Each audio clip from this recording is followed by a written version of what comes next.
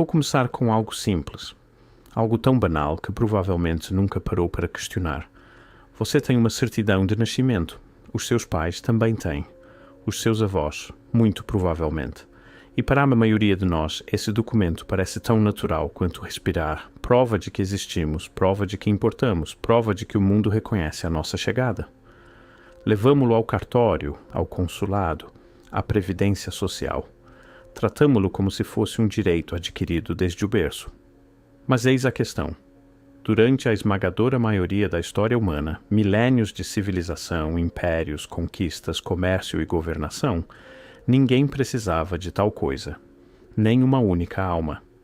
E então, num espaço de aproximadamente 2 décadas na virada do século XX, quase todas as nações industrializadas do planeta decidiram que precisavam. Todas elas. Ao mesmo tempo, como se estivessem a seguir instruções que não compreendiam completamente. Foi aí que comecei a fazer perguntas. Recuemos no tempo. Não a um mundo primitivo e caótico, mas a um mundo que funcionava de forma surpreendentemente eficaz, em muitos aspectos, sem documentos de identidade emitidos pelo Estado para cada cidadão. A Roma Antiga catalogava os seus cidadãos, mas isso era informação censitária. Dados sobre domicílios, propriedades, o agregado familiar importava, a unidade familiar importava, não o corpo individual, não o sopro individual, não o momento específico da chegada ao mundo como um evento carimbado e numerado. A Europa medieval apoiava-se nos registros paroquiais, registros eclesiásticos, guardados pelo clero que acompanhavam batismos, casamentos e óbitos. Mas esses não eram instrumentos governamentais. Eram instrumentos da Igreja. A Igreja sabia que você existia. O Estado confiava em larga medida na contabilidade da Igreja, e de forma igualmente importante você não os carregava consigo. Não era obrigado a apresentá-los para funcionar na sociedade. Isto levanta uma pergunta simples, mas fundamental. Se civilizações de dimensão colossal, o Império Romano, o Império Bizantino, o Império Britânico no seu apogeu, conseguiam gerir milhões de pessoas sem emitir a cada uma delas um documento de identidade numerado à nascença, o que mudou? O que é que o Estado de repente precisava de saber que antes não precisava?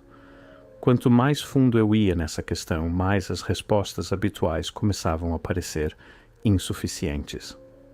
Dizem-nos que foi por razões de saúde pública, para acompanhar a mortalidade infantil, para compreender padrões de doenças, para melhorar os cuidados maternos. E sim, essas coisas aconteceram. São reais. Mas não explicam a dimensão do que foi construído. Não explicam a infraestrutura que se seguiu. Não explicam por que razão um documento criado ostensivamente para fins estatísticos de saúde se tornou a credencial fundamental da personalidade jurídica no mundo moderno. É aí que a explicação oficial começa a ruir. Nos Estados Unidos, a pressão federal por um registro de nascimentos padronizado começou a ganhar força por volta de 1902, quando o Gabinete do Censo criou uma área de registro de nascimentos, um sistema voluntário, onde os estados que conseguissem demonstrar uma taxa de registro de 90% seriam reconhecidos como conformes. Em 1915, 10 estados e o Distrito de Colômbia faziam parte da área. Em 1933, apenas 31 anos depois, todos os estados da União tinham aderido. 31 anos, para que todo um país reestruturasse a forma como contabilizava cada ser humano nascido dentro das suas fronteiras, agora. Considere o que mais estava de acontecer nesses 31 anos. A Reserva Federal foi criada em 1913. O Imposto Federal sobre o Rendimento, através da 16ª Emenda, também em 1913. A Segurança Social chegaria em 1935, exigindo, claro, um registro verificável de nascimento. O recrutamento militar da Primeira Guerra Mundial, em 1917, requeria documentação de idade e cidadania, e algures no meio de tudo isto, a certidão de nascimento tornou-se silenciosamente a chave mestra. O documento raiz, aquele do qual toda a identidade jurídica passaria a brotar, não foi coincidência, não foi acidente. Não foi a evolução natural de uma sociedade que se preocupa com o bem-estar dos seus cidadãos. O padrão repete-se com uma precisão desconcertante. E aqui está a parte mais estranha. Não foi só a América. O Registro Geral Civil Britânico, estabelecido em 1837, iniciou o registro civil obrigatório de nascimentos, mas foi necessário esperar pelo início do século XX para que os mecanismos de execução dessem a esses registros verdadeiro peso jurídico. França, Alemanha, Austrália, Canadá, todos eles a avançar, dentro da mesma janela histórica comprimida, em direção ao mesmo sistema. Nações diferentes, governos diferentes, línguas diferentes, mas a mesma arquitetura, como se estivessem todos a ler o mesmo projeto. É aqui que preciso de introduzir um conceito que a maioria das pessoas acha ou fascinante, ou profundamente perturbador, consoante a sua disposição. Na teoria jurídica existe uma distinção crítica, fundacional, entre uma pessoa e um ser humano. Agora, essas palavras soam a sinônimos. Na linguagem corrente, são, mas na arquitetura do direito, não são a mesma coisa. Um ser humano é um facto biológico. Você nasce, respira, existe. Isso não é uma determinação jurídica. É simplesmente o que acontece. Uma pessoa, no sentido jurídico, é uma entidade reconhecida pelo Estado, como tendo direitos, responsabilidades e, crucialmente, obrigações. As sociedades anônimas são pessoas jurídicas. Os municípios são pessoas jurídicas. A palavra vem do latim persona, a máscara usada pelos atores no teatro romano. O rosto apresentado ao público. O papel desempenhado dentro do sistema. E o que a certidão de nascimento parece fazer, o que, quanto mais fundo eu fui, mais me pareceu que foi concebida para fazer, é criar essa pessoa jurídica. No momento do registro, é gerado um documento, uma entrada num livro-razão, um documento numerado. E esse documento não se limita a descrever-nos. Aos olhos do Estado, pode, em algum sentido funcional, constituir-nos pelo menos a versão de nós com a qual o governo está autorizado a interagir. Isso levanta uma pergunta simples, mas crítica. Antes de 1902, antes dos sistemas de registro, antes das certidões numeradas, qual era a relação entre o indivíduo e o Estado?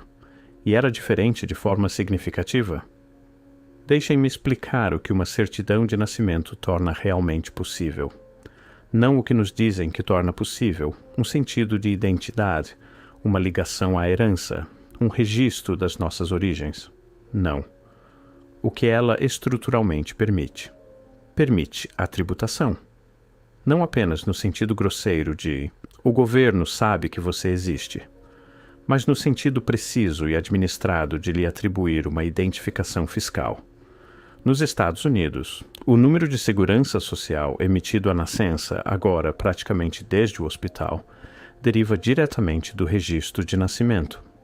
Esse número é a forma como a autoridade tributária sabe que deve ir à sua procura. Não à procura do agregado familiar do seu pai, não da propriedade da sua família, de você. A unidade individual permite o recrutamento militar. Quando o governo americano precisou de recrutar milhões de homens para a Primeira Guerra Mundial e depois para a Segunda, precisou de registros verificáveis de idades. As certidões de nascimento tornaram isso possível à escala necessária. Anteriormente, não se poderia ter gerido esse tipo de mobilização em massa com registros paroquiais dispersos por arquivos eclesiásticos privados, em dezenas de línguas. Permite a administração de benefícios, segurança social, sistemas de saúde públicos, assistência social, inscrição na educação pública. Todos estes sistemas assentam na certidão de nascimento como documento iniciador. Antes de poder receber qualquer coisa do Estado, é preciso ser primeiro legível para o Estado, e a legibilidade começa no registro de nascimento. Permite o rastreamento. Não necessariamente no sentido sórdido de um estado de vigilância, embora essa questão mereça reflexão, mas no sentido administrativo simples. Onde está, quem é, que nome carrega, que estatuto detém. Os registros de casamento ligam-se aos registros de nascimento. Os registros de óbito fecham o ciclo. Os registros de propriedade, em muitas jurisdições, remetem para documentos de identidade que têm a sua raiz no registro de nascimento. E é aqui que se torna impossível ignorar. A certidão de nascimento não é um registro de uma vida. Parece ser a entrada inicial num livro-razão que acompanhará essa vida, desde o primeiro sopro até ao último. Uma vez que se vê isto, não há como desver. Há mais um fio que não posso deixar solto, porque quando se percebe que a certidão de nascimento cria uma entidade jurídica, uma persona, uma máscara com a qual o Estado interage, uma questão mais sombria emerge à superfície. Uma questão que investigadores jurídicos têm debatido em revistas acadêmicas obscuras durante décadas, maioritariamente ignorada, ocasionalmente ridicularizada. E se o documento não se limitar a representá-lo perante o Estado? E se o securitizar? Eis o que quero dizer. Quando os governos emitem obrigações, quando pedem emprestado contra a produtividade futura, as receitas fiscais futuras, o produto econômico futuro, precisam de garantias.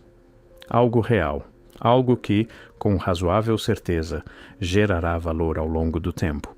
E no início do século XX, precisamente quando os sistemas de registro de nascimento estavam a ser universalizados, os governos estavam também a expandir a sua capacidade de endividamento. De forma massiva, apoiada na produtividade econômica projetada das suas populações. Quanto mais fundo eu fui nisto, mais uma questão continuava a emergir. Será que o cidadão registrado, a pessoa jurídica, a entidade numerada, está a funcionar, em algum sentido estrutural, como essa garantia? Não o ser humano, não a pessoa viva e que respira, mas a ficção jurídica a ela associada à nascença? Não consigo provar isso. Quero deixar isso claro. A evidência sugere que a questão vale a pena ser feita, não que a resposta esteja estabelecida, mas considere o padrão: registro, numeração, vinculação, tributação, dívida. Tudo isto a construir-se, década após década, num sistema interligado onde a arquitetura financeira do Estado e a sua arquitetura de registro de cidadãos evoluíram em paralelo quase perfeito.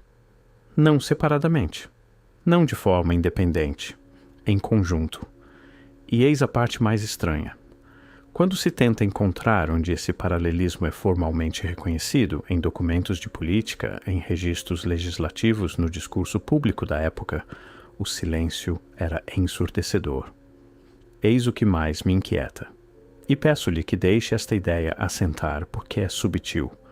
Quando sistemas desta envergadura são construídos, há normalmente um período de transição visível.